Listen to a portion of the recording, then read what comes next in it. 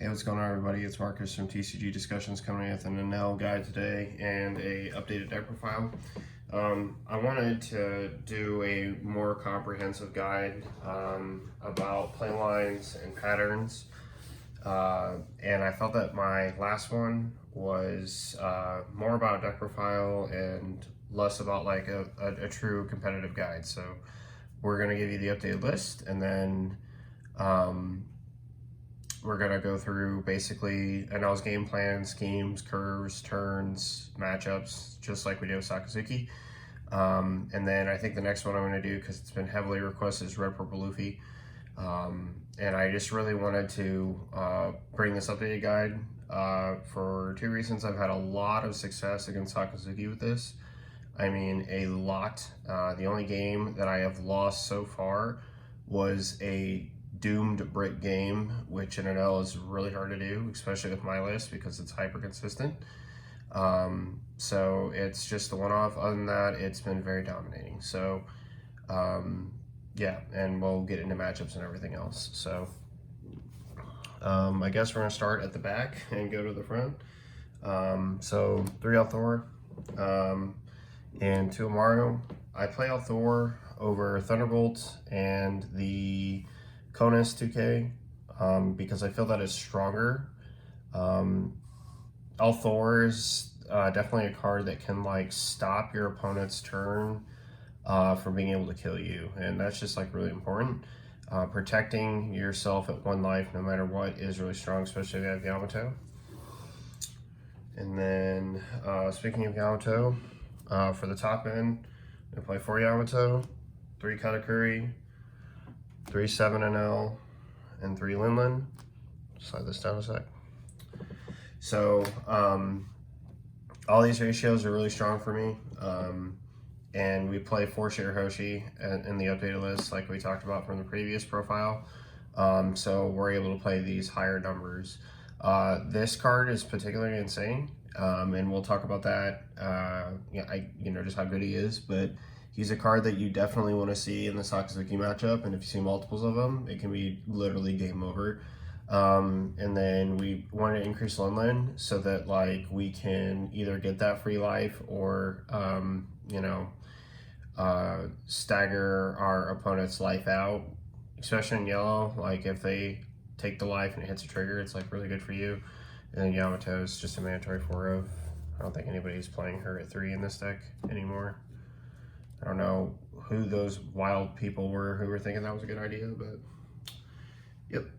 2Ks, we only play 8. The Veggie and Satori. Satori's great, especially in Sakazuki if he hits his trigger, and then Veggie's just Veggie. He's insane. Next, updated for Sanji. I love Sanji in this list. I think he's extremely powerful. Just having the ability to, come out of your life and be a blocker can completely throw your opponent's kill curve off. So he's really insane. And then if they stop, being able to swing 5k and then put him in line with Katakuri is just broken. Next, 4 Shirahoshi. We want max consistency. She's a free +1 for us. She's also a really strong target for Katakuri. Being able to filter 6 and drop 4 and draw 2 basically. If you have Katakuri and she's played as a trigger out of life, I will sometimes hardcast her to fix my hands as well, especially if I bricked. And then the standard Sky Island stuff, 4 Ganatsu, you may cut 1 for a Thunderbolt, 4 Holly, 4 Ohm, and 4 Shura to wrap up the list. I just want max consistency off of this, which is why we play so many 4-ofs, even with the 3-7 and L. It's just really consistency in the card. So, yeah. So, Enel. Let's start from the top as if we are beginner friendly. and you've never seen this deck before. So it has Enel as a leader, has an opponent's turn once a turn. When the number of cards in your life becomes 0, add 1 card from the top of your deck to life. I'm sorry, of top of your deck to the top of your life cards. Then trash 1 card from your hand. There's a few things that you need to know about this. So what that means is when your life reaches 0, no matter what, you automatically place the top card of your deck into your life, period. Okay, then you trash a card from hand. So one thing to note from that is that if you go to trash a card from your hand and you have no cards, you still gain the life. That's one. Number 2, opponent's turn, right? If they take another turn with 10 for 12 Luffy, the purple card, the purple Secret Rare, this effect resets. So if they've knocked you down to 0, you've taken another life, and then they take another turn, it resets. Okay? Number 3, if you trigger a trigger and this reaches 0, you choose the order in which the effects resolve. So if you hit a Maru, and you have 2 cards in hand, aside from the Amaru getting ready to go to your hand, you can activate Amaru, pitch the 2 cards, then resolve this, and then charge a life and hit 0 and have 2 life. So you go up to 2, which is really powerful. Okay. So just some tips to note with the leader effect. It is mandatory, aka not an option. If you read here, it says when the number of your life cards becomes 0, comma, add 1 card. So no add up to 1. Okay, so those are just some things to note. You cannot choose to, for example, you cannot choose to skip that effect. And a situation in which you may do that is if the trigger is a Maru and you want to remain at 1. Somebody may like say, I want to trigger a Maru, and then I have that life, and then just hold off on this until the Amaru's hit again for like another chance at top life trigger for that, which is basically the same thing. So I don't know why you would. But you just need to know that that is how that works, okay? So moving on to curve. Okay, we have no one Dawn play. Sky Island does, and that's with a the stage. The stage is a top 5 searcher, but you know nobody plays that for multiple reasons. There's just too many other good cards probably to play. It's something I've considered playing. It'd be kind of neat if you just built like a whole Sky Island deck and see where it went with it, and cut out all the other stuff besides Yamato and Katakuri. Maybe like cut the Linlin and just see where it could go. But we are primarily going second deck, which is why I put the 2 Dawn here. And the primary reason we are that is for Shura. Shura is our top 5 searcher, and then we bottom deck everything else in any order we want. And he's a trigger that plays out for 2. Not that that's relevant to our Dawn curve, but it is important that we go second so that we can play this and get an extra plus to our hand. It is really important in Sakazuki, especially if you can take second from them. If you take second and then you get Ohm Holy, whether the Holy is in your hand and then Ohm is also in your hand, or you search one in one of the missing pieces, your odds of winning the game exponentially skyrocket. Like right there on the spot. So, yeah. Next on 4 Dawn, what we would like to play, okay, is a number of things. So at 4 Dawn, we are looking to establish some bodies. We would like to see Ohm Holy, if we can. Definitely not too bad. Depending on what kind of matchup it goes, you may play the Sanji blocker if he's in your hand. And then other than that, there's not much else unless you have another Shura. Some other things to note: if you've played Shura on turn 1, you may want to invest 3 Dawn into swinging with leader and then swinging again for 6. So you can go 5-6 with lead swing. Not bad. Somebody may ask, why would I do that? So there are matchups where you need to just go absolutely balls to the wall. And we'll talk a little bit more about this when we talk about like a attack philosophy versus certain decks. And those are basically a part of your initial game plans. But a good example would be in the mirror, okay? So let's say that in the mirror, you took second, okay?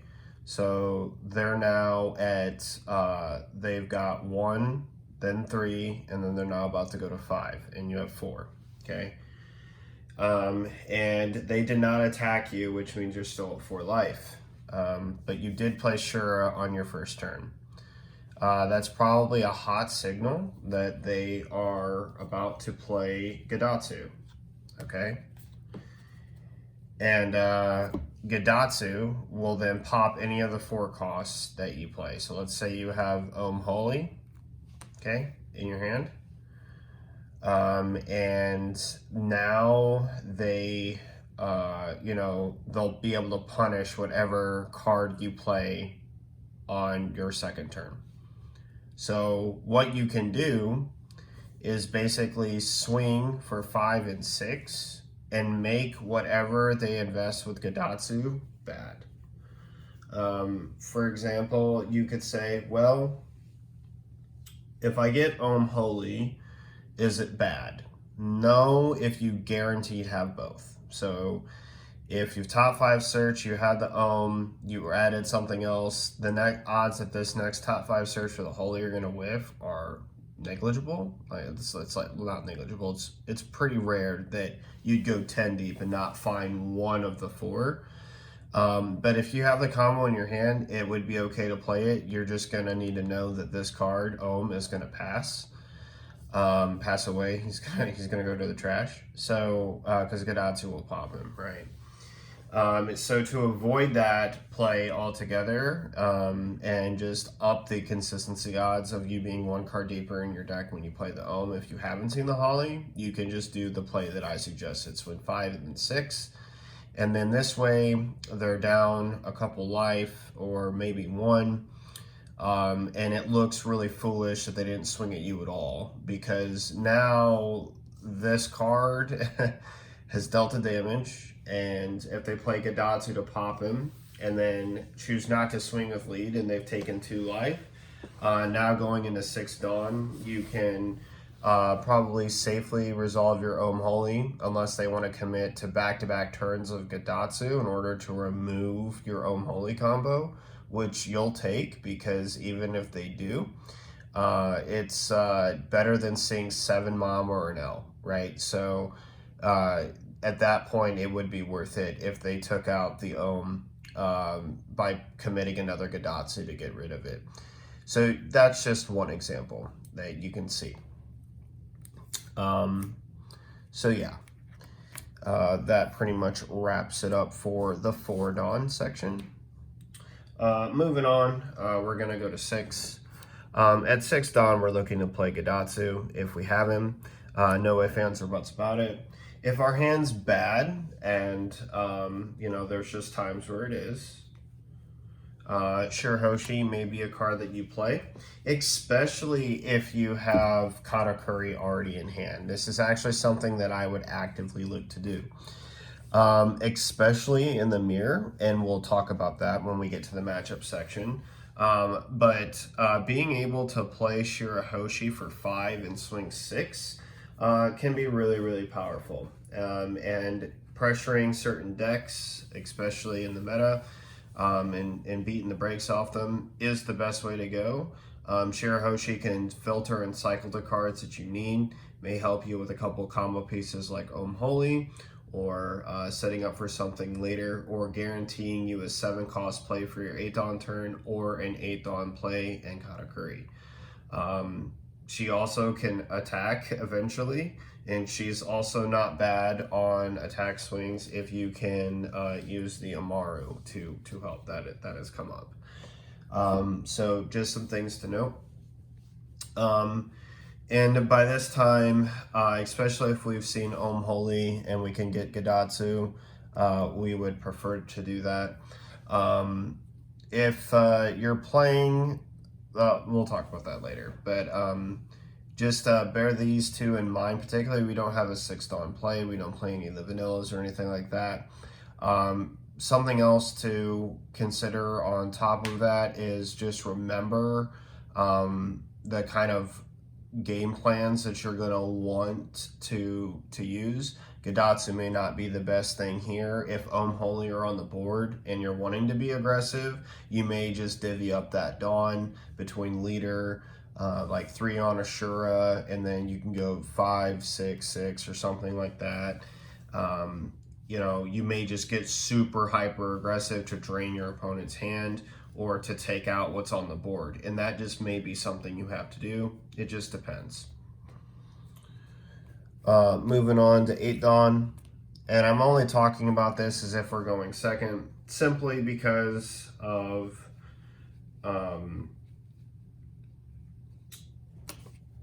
simply because it's the curve that we want. Okay, so moving up to 8. Cards we're looking to play by this time in the game are Lin, our Enel, and then our Katakuri. It really depends on the matchup. At no time is Lin bad, especially if they are at 2 life. This can make Althor live.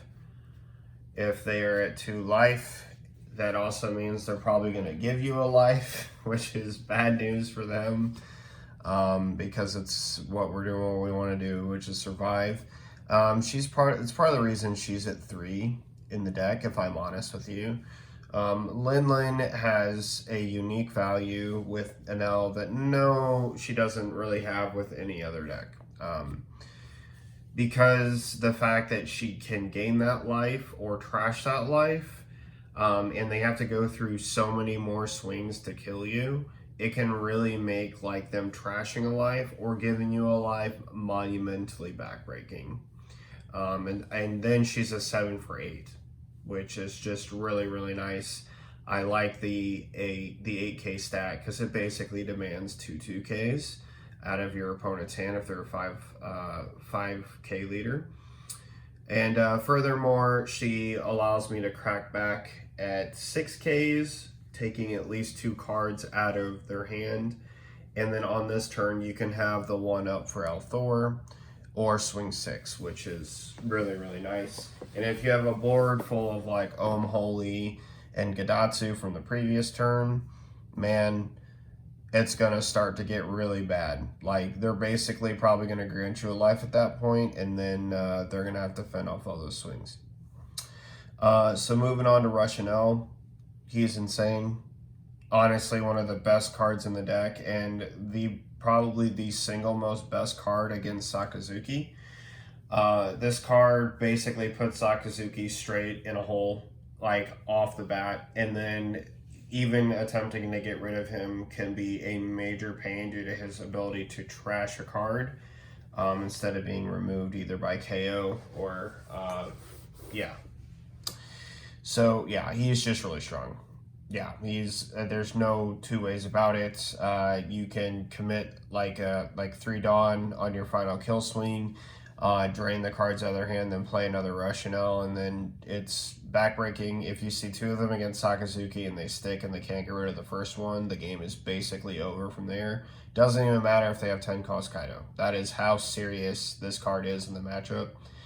I can't say enough praises about this card. It's absurd. In one of my test games to help a buddy for Nats, I saw 3 of this in my opening hand, and he definitively lost that game harder than he has probably ever lost the matchup. just to like be perfectly clear, I had 3 life, and all those Enels just crushed him. So yeah, it's really that powerful of a card in the matchup. And then Katakuri. Katakuri is amazing. He's basically a cheaper Yamato for us. We can put good cards, maybe like a Linlin, if we really want to, but we're looking for triggers. That would be Sanji, Shura, and Shirahoshi, just to put us from 1 back to 2. That's the goal. So yeah, and that makes our 8 Dawn. I'm just gonna shore them up real quick. On to 10.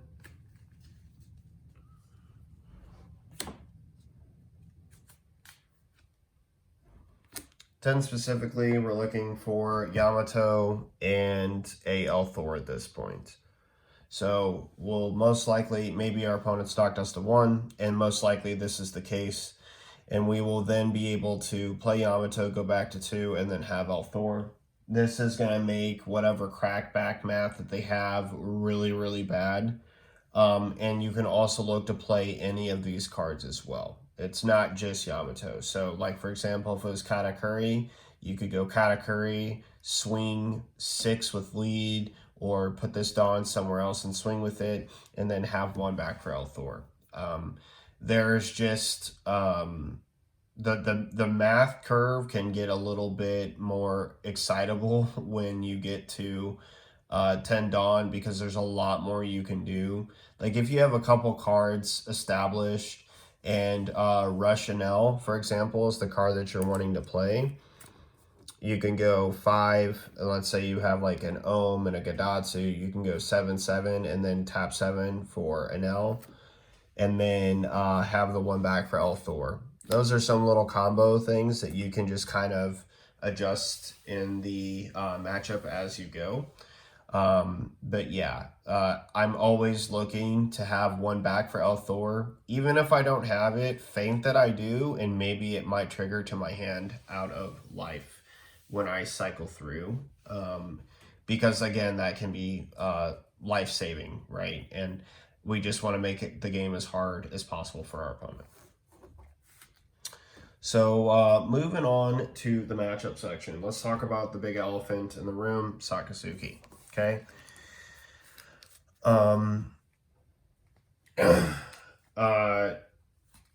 Number 1, you want to take second from them.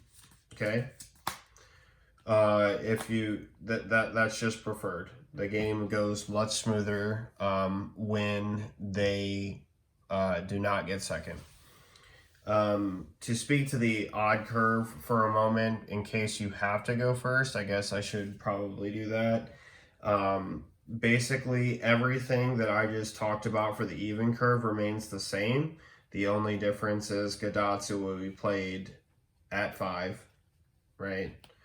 You're never going to really want to play Satori for 5 because he's a 2K. You really should not do it unless like you feel like you need the pressure. And then we get into our odd curve very, very easily. And at 9, you can always do Katakuri and Elthor. So just bear that in mind. But we don't have a turn 1. Turn 2 can be Shura at 3 Dawn with a 6 swing. But yeah, so addressing Sakazuki. There's some things philosophically that I feel a lot of Enel players really need to understand. Obviously, the ones who win tournaments probably get this already. But I've seen a lot of people either in their personal testing or whatnot be a little too passive with this deck against Sakazuki. And I'll explain why it's bad. Okay, so I talked a little bit about this in the Sakazuki deck profile, but one thing that you need to remember is Sakazuki has now pretty much consensusly starting to main the 10 cost Kaido that draws 3 cards, okay?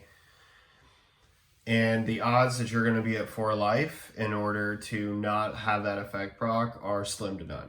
Okay, so that card is eventually an inevitability that once played, if you are not in the proper position with this deck, you will lose the game. I'm going to repeat what I just said. If you are not in the proper position to win the game on the following turn, and they play 10 cost Kaido, you will lose the game. That's like period. Like, it is so bad if they are in a safe position to play that Kaido. Like, let's say they have 2 blockers and 2 life. If they play that Kaido, your game plan just went from whatever it was before to we might as well forfeit the game. It is that serious. Your board better be completely and utterly full of 5 and 6Ks and like starting to go up the chain of 7, 8, and 9. Otherwise, this is going to be a very, very, very bad day for you. Anything you turn sideways on the following turn can be attacked by the 12 on top of whatever removal they have. So it's pretty bad, right? It's pretty bad.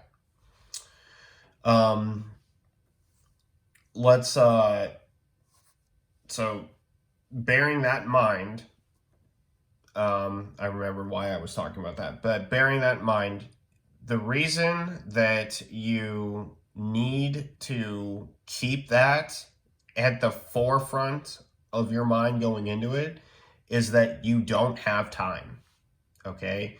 You do not have time to establish board and let them stand, okay? I'm going to repeat that one more time. You don't have time to establish the board and let them stand. Every single time you are not attacking a card or their life, you are allowing Sakazuki to break your board. You are giving them time to break your board. And I see a lot of passive people out there, and I'm holding this card out front by itself right now for a reason. Because you have the belief that whatever 4-cost card they play, you can Gadatsu, right? What if the card they play is Borsalino? Okay, and here's why that matters. Let's say you took second from Sakazuki.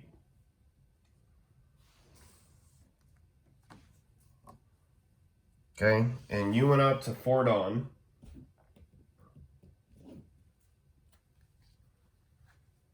And you wanted to, you got your Shura. Let's just say everything's going right. Let's just say everything's going right.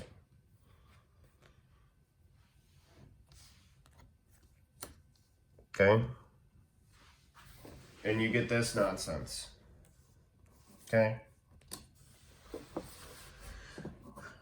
And then you choose not to swing with your leader.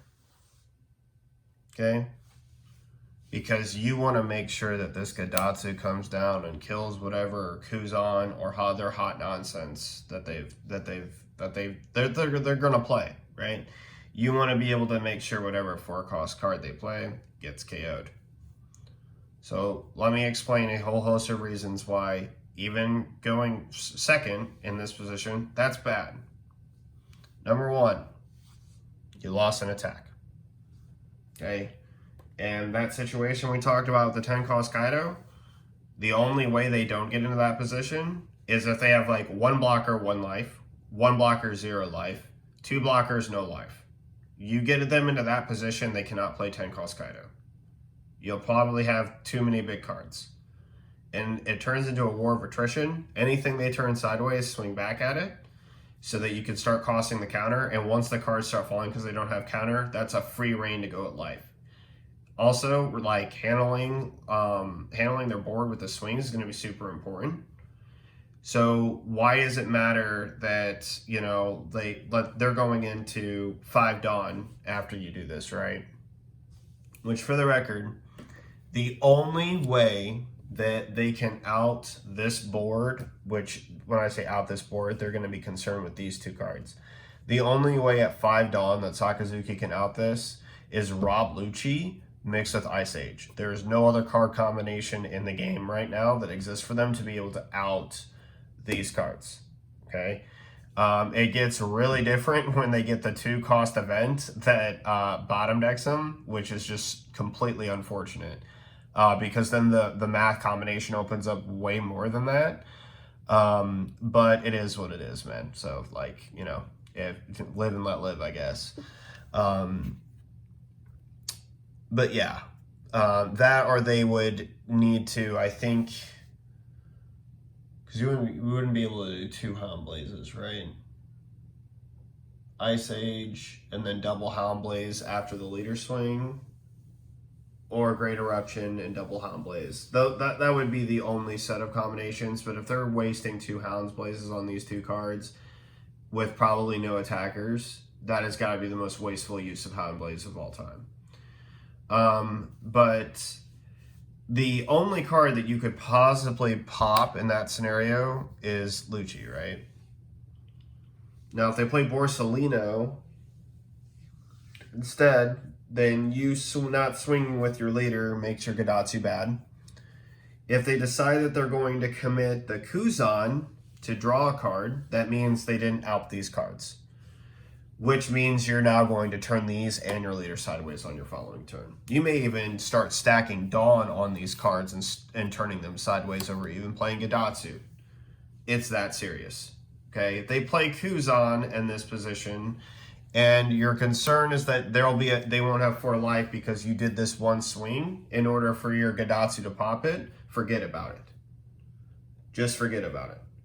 You at that point, when you go, if they've committed 4 of their 5 Dawn to that, I just want to show you, right?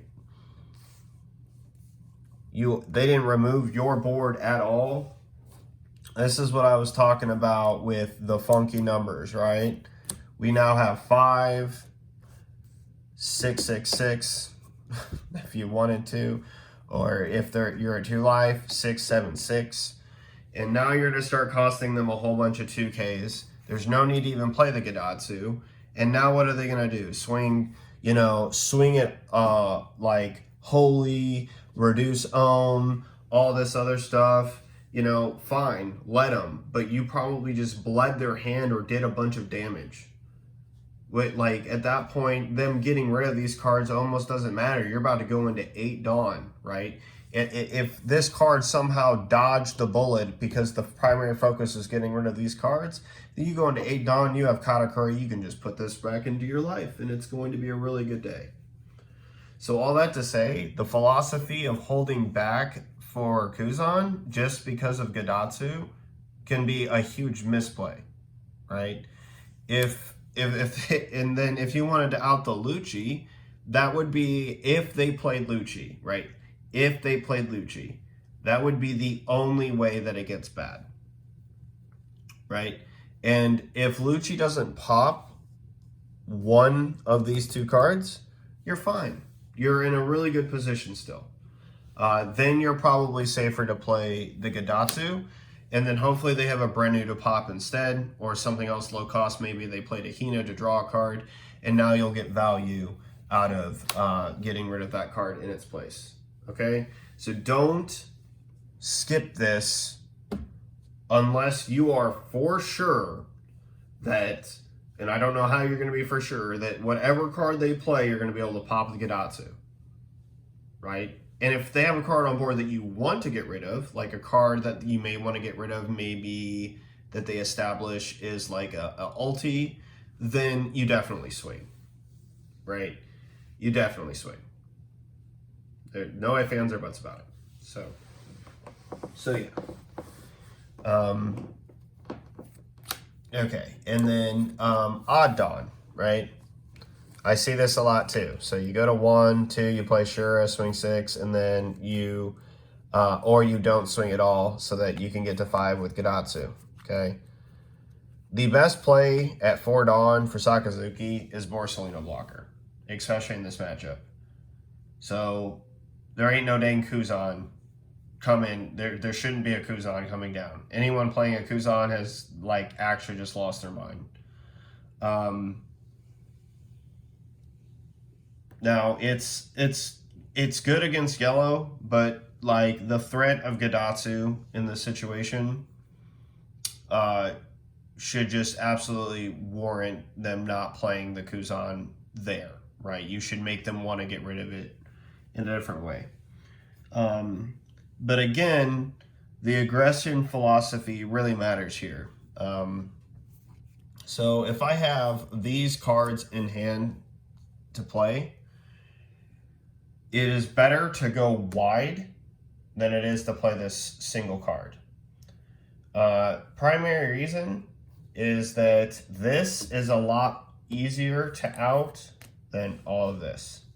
If this is guaranteed, you should do this. If it's not, it's not, and then they're probably going to be able to easily out this, but hopefully they spend a couple resources in Lucci to do so. If you're afraid that it's not going to, then just commit to the Gadatsu. Get rid of, hopefully a Brenu. They should play Borsalino instead. If they don't, then it is what it is. Sometimes they like to get, Froggy and bottom deck Shura for 2 of their 4 Dawn, and then make like swing 6-7 like it's doing something monumental when it's really not. But do know that the theory combination of outing your board gets exponentially higher the more Dawn Sakazuki gets. And we won't even start theory crafting all the ways that they can out your boards and what different board states you'll have, because it's too dependent on what you have and what you are able to establish, and far too dependent on the kind of removal that they have. But just know that at 6 Dawn, they could out this with 2 Great Eruptions and then a Lucci, right? Like, that's just how much easier that it gets for them to do. So, yeah, instead of having the mandatory Ice Age, and the reason that you have to do the mandatory Ice Age is because between at 5 Dawn and Lucci to out both of these cards is a Great Eruption will reduce him to 2, and the Leader Swing will reduce him to 2. So you can't get one of them to 1. You can do 2 and then 1 here, pop this, but then you saw the 5K Holy, which is nice. So, yeah. So, as I talked about in my previous profiling guide, and if you didn't see it, in the Sakazuki matchup, the reason why it's so good for you is because you are a deck that does not just go wide, it also goes very, very tall, okay? When you get to 7 Dawn, 8 Dawn, hopefully, because you took second from them, and I realize that's just luck, but it's really important that you need to know the curves either way. Once you start putting these bodies down every turn, the ways that they can start to remove your cards starts to dwindle, especially this card. This card is like an immediate tempo swing in the game. The reason why he's so important is that board state that I was talking about with blockers and low life. He's part of the reason why Enel's able to do that and put Sakazuki in the position where the 10 cost Kaido is actually a bad play. If they see this card, they are scrambling to commit to get rid of it. At 8 Dawn, if they're at 2 life, El Thor, and this can be just huge, right? I've had multiple opponents be like, put 5 Dawn on lead, swing 10 at it, and then El Thor gets him straight out of danger with 1 Dawn and 1 card out of my hand. And I don't have to trash a life, which is huge. At that point, it's looking pretty grim, right? If they commit 5 Dawn into a 5K to attack him, and it didn't even cost me a life, it just cost me 1 card out of hand to get over the attack, yeah, that's a bad day. Like, that's bad news bears. Especially if this is on curve, they will not have a way to get rid of him. They just won't. And as you can see, though, to out these cards in succession every time, you are basically going to bleed Sakazuki's removal dry. They're going to start getting desperate and playing 2Ks out of hand to start reducing your stuff, because that's what they're going to have to do. And if they spent their 2Ks defending multiple attacks, and I say multiple attacks because just primarily from these 5 cards, these cards will have to wait a turn, of course, then they're going to, not have the resources potentially to out your board. And another win combination to just, keep in the back of your mind, if you play Holy and they live, and you can do it again, your chances of winning the game just exponentially skyrocket. It's like disgusting. I had a game where I had Holy, and then he swung into my life and Satori triggered, and then I played Enel. I played Enel 2 turns later, and then I played Gidatsu on my 6th Dawn turn. Having that board presence of Holy, Gidatsu, and Satori, it was 5, 6, 5, and then I committed 6 on lead.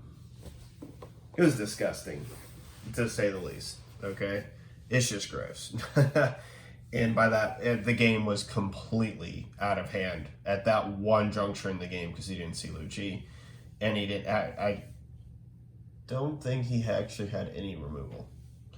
And then Holy establishing again will just skyrocket your chances of beating Sakazuki. And then the taller you go, Yamato, right? By the time this card starts coming down at the 9-10 curve, depending on where they're at resource-wise, it can be a death sentence. Especially if they're running low on blockers or they have to do nothing but play blockers because they just can't survive. Now, the 10 cost Kaido. The 10 cost Kaido is really that serious, guys. If you play Enel, just remember, if you are too passive and you let them get into a good position to be able to play that card, and you didn't pressure them, you'll lose. You'll just lose. The cards have to be all bricks that don't do a darn thing for them. And they already have to have a bricky hand, and your crackback of the 3 cards somehow made it because they bricked. Otherwise, and it's probably not likely the case, your board's probably going to break the next turn, and all your cards are going to die. And your life is just going to be gone. The 12K attacker is immense. Our highest base swing is 9. And furthermore, cracking at our 9, L Thor barely protects it. And it doesn't protect our Katakuri. With these 7 costs in L, we're going to be trashing a life. We could commit all the Dawn that we want into a Yamato swing. But like I said, they probably had blockers, right? And if they have blockers still, any swing into the Kaido gets really bad for your Dawn investment. So you basically have to either out the blocker or just force them to use it. And then if you can crack at the Kaido with a high swing, that's what you'll do. So yeah, that pretty much does it for the Sakazuki portion. Just remember, you need to be aggressive, because if you're not, you're pretty much going to get blown off the floor by Kaido if they draw it. That's just it. That's just it. Enel. So there's a few things that are important with Enel, but none of them are more important than, in my opinion, these 2 cards. So it's obviously like any mirror match, it's always dependent on who sees what. Right? If you guys saw the same equal cards, it's going to come down to these 2, which is why I focus on these. The curvature of obviously your play lines is going to stay the same. Enel is relatively straightforward with its curve, although there is some nuance into how you should be playing your matchups with your curves and what you should be looking out for. Like, what should you look to Gidatsu, for example. But all that to say, when it comes to the mirror match, these two are the most important because they net advantage, right? If if I search cards or add draw cards to my hand and you're not doing that in the game, you'll lose, and that's basically it. Because let's face it, you guys are going to grind each other into the ground. It's going to take a while. Someone's going to establish an O, and then someone else is going to establish an O, and then they're going to be swinging at each other all day, and then Yamato, and then Katakuri, and then this, and then that, and it's just, it's a grind fest, right? But the guy who has more cards in the hand and the ability to protect the cards that they turn sideways with those cards and those resources is going to end up taking it in the end. That's just how it pretty much goes. Or the person who bricked more loses. Now, bricked more can be kind of a relative term. I guess the definition of a not brick would be like high rolling with Ohm, Holy, Satori, and then like a Datsu or an L. And then your opponent just has like 7, 8, and 9 cost cards in their hand in events. Like the game that I suffered against Bella Betty with the other day. It was bad. It was bad. So, can beat Sakazuki thoroughly, but bricked against Bella Betty, and I got my face and teeth pushed in. So that's just how that goes. There's not a lot to say. It is worth it to not swing at the leader if you want to Gadatsu the Ohm Holy. And swinging at their leader can help trigger the Ohm faster. But just remember, if you do swing one time at them, you can still kill the Holy if they played it. So just remember that. Moving on to Purple Luffy. Purple Luffy is an Enigma matchup, okay? Nothing I can explain on curve that I haven't already is going to be any different from how you're wanting to play your cards. Again, the game plan curvature-wise is pretty straightforward. However, Purple Luffy is one of the few decks in the game that really can mess that curve up. So just remember the play patterns that I showed you on with going second, right? Remember all those, and then default them -1, okay, back to odd or back to even if you went first when they play Magellans. So just remember that your curve is one set back. If they double Magellan you, I am sorry. There is very little that you can do. It's just unfortunately that bad, because the only safe out you have is this or KOing the Magellans, and preferably only one of the two at that time when you get to Tendon, which is rough because you will be at least an entire turn behind. If you are a entire turn behind and went first, it's really bad. The double Magellan really hurts. 1 is not so bad. 2 is painful. Another thing to completely and utterly bear in mind is that the 4-drop law blocker exists, and he can rip 2 cards out of your hand fairly efficiently. So do not take, because like the theory with Enel, if you haven't like really seen or heard what people like to do generally, is they like to take the first 2 life, which I won't lie, I kind of do, to get down to 2, see a couple more cards, excuse me, and then you know, you're set ready to go, right? But against Purple Luffy, even going first, they can ramp up into the law blocker. So the damage that you take, be wary, right? Make sure that your hand is nice and low. Especially if you went second and you saw the Shura, taking damage might be a bad idea because they will look to Luffy you. And then on the following turn from that, they will go to 5 for Magellan. And then they're going to be looking to play another Magellan. And they're going to have a blocker, which is really annoying.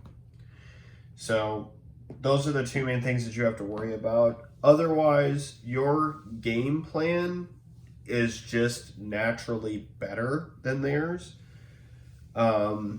If they high roll the standard line that I've talked about several times on this channel of like ulti page 1, ramp up into poly, and they're going second. So like they take a life, go to 5, and then they play ulti -1 to get to the page 1, or even if they just -1, I guess they don't need to take the life there. They could just take it next turn.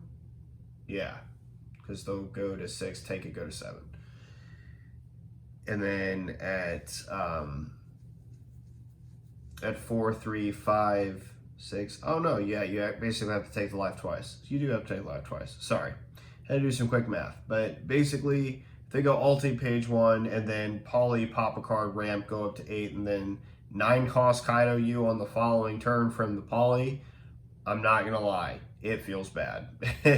It feels so bad. Even if they just play page 1, go to 6, take a life, go to 7, play poly, go to 8, and then they do that, it still feels bad. Like, it feels super bad.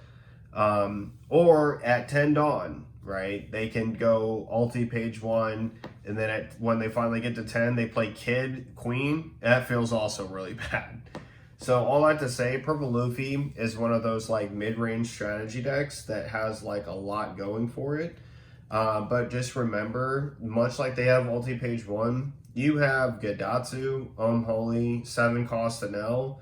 You are not falling behind by any stretch of the means. Your curvature can be just as threatening as theirs is, and your cards have 8 instead of 6 printed on them, or 6s. You have multiple 6 swings as well. So you have the ability to crack back at their cards. Purple Luffy hates this card with a passion and really hates that card. This is one of your key outs to Magellan. And then by the time they get you down to that 1 life, if they can't fully kill you, this Yamato is going to come in hot. Do not underestimate their blockers. They are not afraid to turn them sideways. Enough said. Katakuri. Katakuri is a worse view. There's nothing else to say. If you're playing Enel, you are playing, in my opinion, the better deck. 10 Mom basically is the same issue with Kaido. You need to put them into a position where they are in low life, or playing the 10 Mom at all is just going to kill them. That's basically how like most people play around 10 Mom.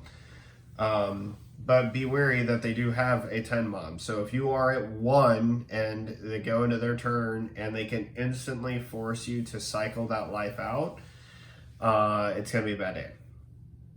Right? Because you're going to basically lose a card, they're going to gain a life, and if they already have an established board, they can easily kill you. Other than that, you play Holy. You can basically push their teeth in. They do run more Thunderbolt triggers than you, so, and 200 million volt tomorrow, so just be wary of that. And a lot of them play Cracker, which you have naturally less life than them anyway, and they like to swing 7 at your lead, which you can force them to do. That's a matchup you may not want to attack and just establish your board and then crack back at them. But remember, they play Gadatsu. So, yeah, just remember that. And Katakuri is one of the best Gadatsu playing decks in the game. Free. Just because they always seem to stack the triggers correctly for them to be advantageous in the end. Red Purple Luffy. Red Purple Luffy, basically, they only win that game if they can high roll to the 10 cost. And you can't get rid of Zorojuros. Other than that, it is a free matchup for you in general. Red Purple Luffy insanely struggles to kill Enel. Simply because he just regens life, and the number of attackers that the deck generally produces is not very good. Now, the only way that this starts to become a little bit different is if they high ramp roll into like 7 cost Kid or Newgate, and then they play the 10 cost. Newgate, then play the 10 cost. Oh, yikes. Yeah, that might be a bad day. Even if you hit Sanji blocker, Diablo Jambe exists in the deck, so don't think any of your blockers, or if you play Brule, that's going to just save you from that. Yeah, it can be a pretty bad day, especially if they like hit multiple Newgates. Yeah, Rosinante. Rosinante can grind you into the ground. When they get the 8 cost kid, save this card for that. This is the most important card in the matchup. Because if they can hide behind kid, you'll lose. Like that, that's just the bottom line. If they can hide behind kid, they'll lose. This card makes it so that they cannot hide behind it. It doesn't matter what's on their board, the 2 cost Rosinante blocker or nothing. This is the card that's the most important in the matchup. If you don't see Katakuri in that matchup and they get to 8 cost kid, it will feel very bad for you. It's pretty serious. It's like nothing else to say.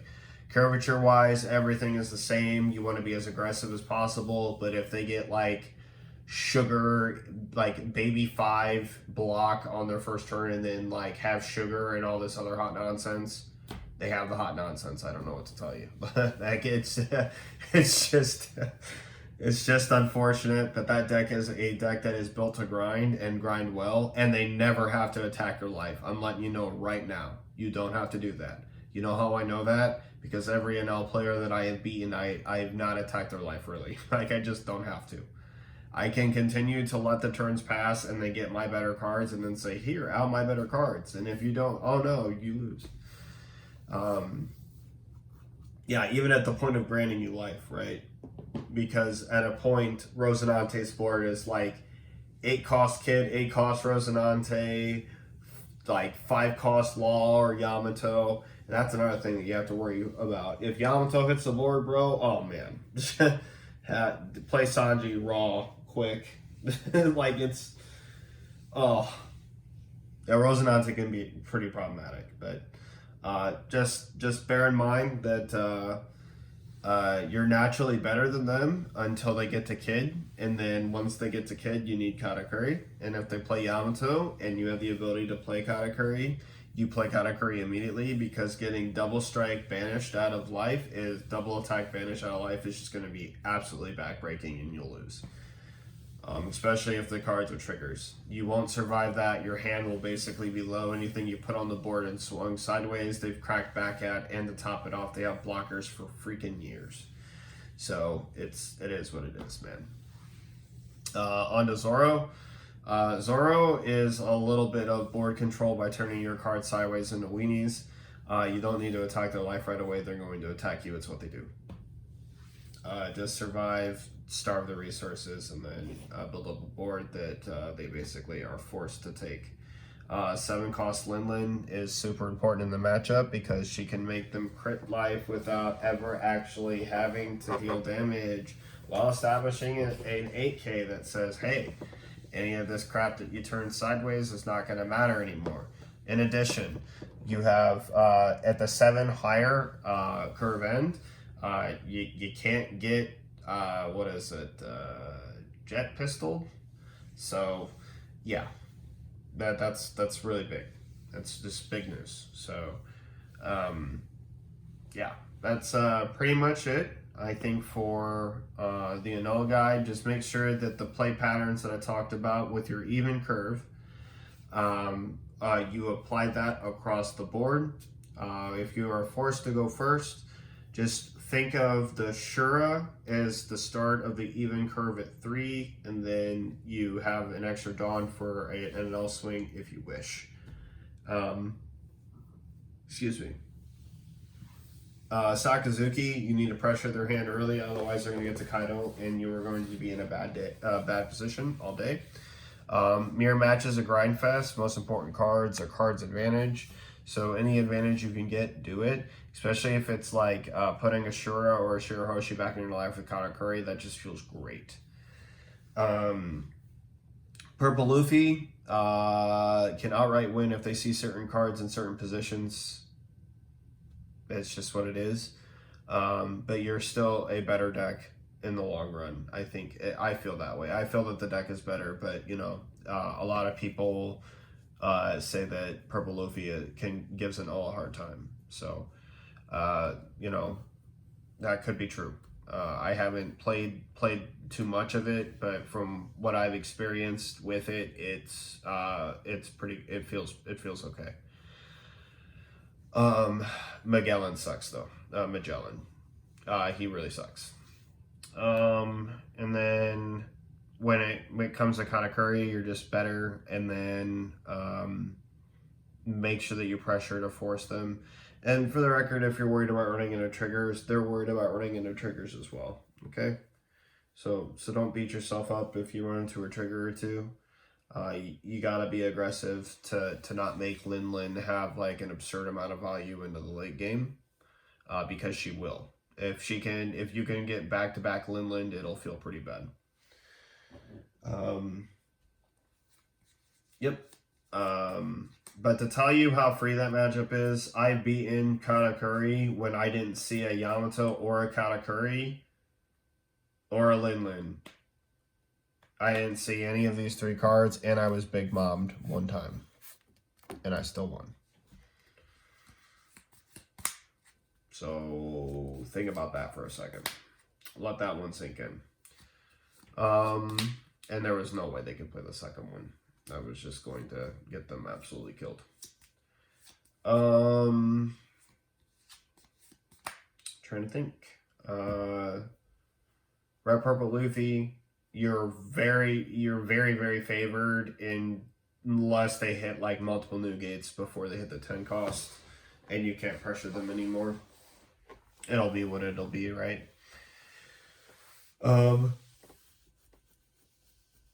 Yeah. Other than that, guys, that's probably like the top 6 decks that I think that you are mainly going to run into, other than Rosinante. And we talked about Rosinante. That is a grind fest of epic proportions. Hopefully you get to Katakuri, because you're going to need it for the 8-drop kid. But other than that, I don't have anything else for you when it comes to Enel. Thank you so much for watching as always, and I really appreciate your guys' views and comments. And I will see you in the next one. This is Marcus from TCG Discussions signing off. Laters.